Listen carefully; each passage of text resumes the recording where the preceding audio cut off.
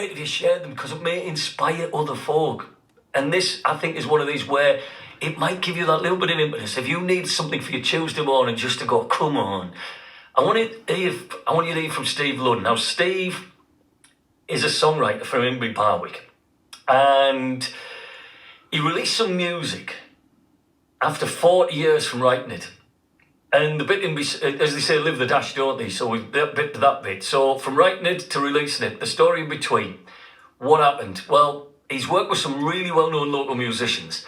And he wanted to tell his story. And I think this will inspire you. So if you're sitting on something for a long time, this might just give you that oomph to do so. This is Steve. I learned to play the guitar in my teenage years. In my early 20s, I played in bands in and around Milton Keynes area. So I've always had a musical inspiration in me. But I did write some music, but I never really did anything with it. What did you go into doing, Steve? Did you just park music to the side? What did your profession become? I got into IT, unfortunately, for my sins. So I couldn't really be further from the musical side of life, but they paid well, and it was a means to an end. But the music was always there in the background.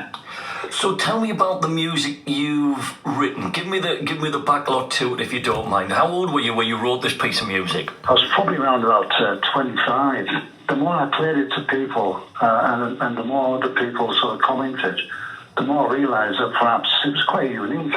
You wrote this at 25. Can I say how old you are now? I'm 67. Why have you parked it for so long? Well, what happened, my mum passed away, unfortunately, 20-odd years ago now. And I thought to myself, well, she never got to hear the music. And then I thought, well, if I pop my clogs, well, no one's going to hear it either. So I thought, well, I'll do something about it. And then I started looking around for somewhere to record the music, and I came across a wonderful guy called Mike Franklin. Unfortunately, he's passed away too. He's a producer, virtuoso musician.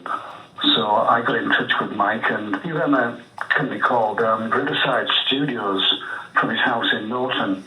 And his house was just kind of a massive recording studio. There was only a stick of furniture in there. It was a great place to go. So I went down there with my guitar and played in a few. What's that like, Steve, to somebody else watching and, effectively judging you to bare your soul to them? Well, I didn't find it tough. What I found fascinating was the instrumentation and the recording equipment. Now, his house was jam-packed with it.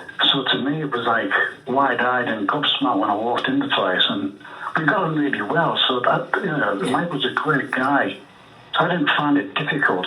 And Mike was very understanding, understood everything about music and how to structure songs and stuff. So I found it very, very enjoyable. I know of Mike. I didn't know him personally, but he knew everybody in the Teesside music business, didn't he? Absolutely. I got very lucky. And when I just picked you on the phone book, it could have been anybody. But it was only later on when I found out that Mike was very, very well connected with all sorts of session musicians. And actually, some of them came to play on the music. I was very lucky, really. I couldn't believe it. There was a guy called Paul Smith. Smithy? Yeah, left-handed drummer, great drummer. What a drummer. Yeah. Unbelievable. He brought his drum kit to the studio, and Mike told him what he wanted, and Smithy, as he's affectionately known as, he wrote down some drum music, which I'd never seen before, and then played on it. Yeah, unbelievable. Another one of my tracks, I wrote two in the studio. A chap called Ray Dales came. Yes. Again, a very well-known saxophonist from the area. And to listen to this guy play, he's playing on my music. I was gobsmacked. It was unbelievable. Brilliant. When you got to hear the finished product all mixed and put down, and they sat you down in the studio and you got to listen to it, what was that feeling like? Fantastic.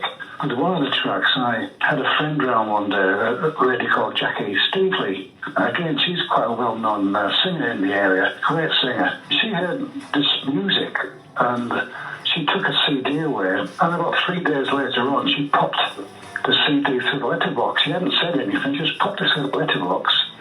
And lo and behold, she'd taken it to a studio, and she'd recorded a song to it. She'd written the lyrics, the melody, and she'd written sung the song on the music. Here we go again, tearing apart, throwing all the words, you're killing my heart. I should walk away the right thing to do. But I can't be free while I'm still loving you. Well, I was blown away again. I couldn't believe it. It's fantastic. Wow. Has this changed you as a person, being able to go through this process, knowing that, you know, that 25-year-old lad who just chucked those chords down, you've actually become a recording artist? Well, I wouldn't say that. No, but you have, haven't you?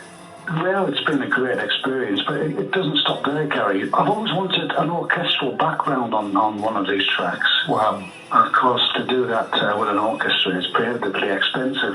But I was just messing around on the web one day, and there's a guy in Slovenia, of all places, who specialises in putting orchestral music to the music. So I got in touch with him, and he sent a few demos over, and I sent him the track. 2 weeks later on, he sent me a completed track with an orchestral accompaniment to it. Well, blown away. It's like putting a cherry on top of the Bakewell tart, isn't it? Yeah, well, it's taken like 40 years to get this far. I don't think there's anything else I can do with it, to be honest. I'm so proud of the music. I just would like people to hear it. What would your old mum thought about it, Steve? Well, she, oddly enough, she could play the piano, and she was a music teacher as well as a maths teacher, so I'm sure she would have been delighted. But there you go. I know, but it wouldn't have happened. that career in IT, would you have swapped it for a career in music? I think most people would, wouldn't they? Of course they would. Of course they would. Nick us to a daytime job. We go touring around the world. We're going to have the time of our lives, my mate. And there's still time for it. The thing is there a prospect of you playing the music live? Is there any chance that you could get out and play it?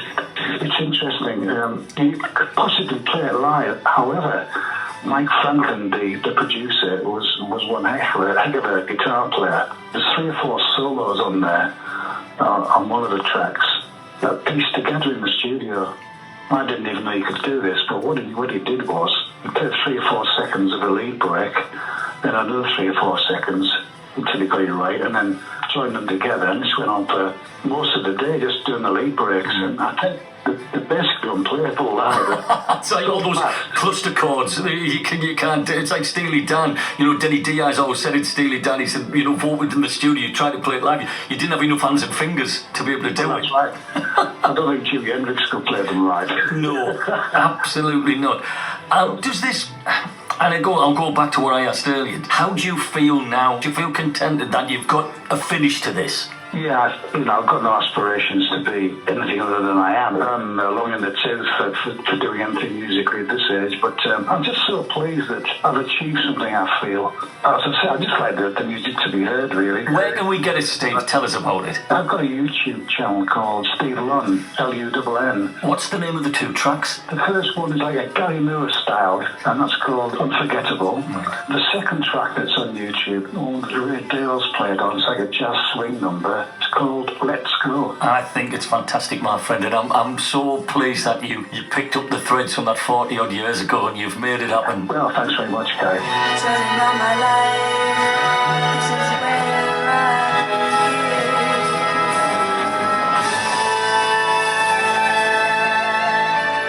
begin. It is, isn't it? Very Parisian walkways, Gary Moore, and I love it. And I love the fact that he sat on these songs for 40 years